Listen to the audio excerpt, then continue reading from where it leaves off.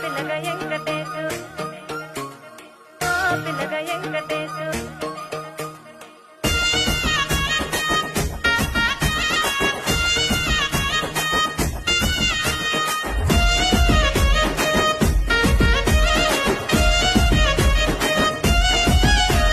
సిద్ధిరాల మనసు నాది చిన్నగా పోతుంటావో చూడక పోతుంటావో ఇంట్లో తిన్న దాన్ని నేను సిద్ధిరాల